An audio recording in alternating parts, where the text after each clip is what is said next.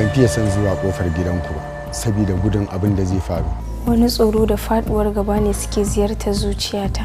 Kada ki bari wani zato mara kyau ya shiga zuciyarki. Addu'a ce ta yi tasiri a wannan harkar. Akwai gobe akwai jibi kuma za mu yi nasara a kansa. Komai ya zo ƙarshe kuma ba daga wurina ba ne, daga wurin mahaifinki ne. Rufe mun baki. Ban san me yasa take nuna mai bambanci ba. Duk inda namiji yake a gaba yake da mace. Babu wata maganar da zaka gaya mu. Shin bata gaya ma cewar an mata miji ba? Ta gaya mu.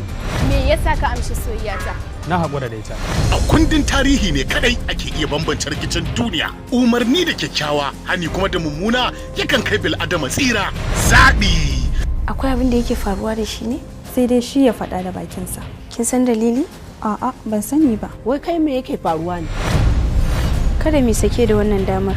Yanzu yaya zani? Daga fara aikin ka za ka yi aure? To dama me kanin nan gudu? Me ya kawo wayar mijina hannunki? Amma da alama kina hauka ko? Zaɓi.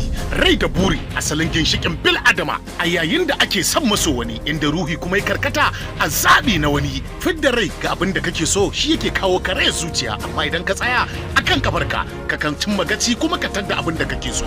Zaɓi. Amma kai wani mataki za ka ɗauka? To ina wa'adin kwanakin da suka baki? Me za ki ce musu? Me ya faru kuma naga kina ci gaba da kuka? To a sanna a hankali za ki fahimtar da shi. Ba zai taɓa fahimta ba. Zaɓi. Mashiryin wannan shirin Rabiu the King ba da umarni Nura Mustapha Waye.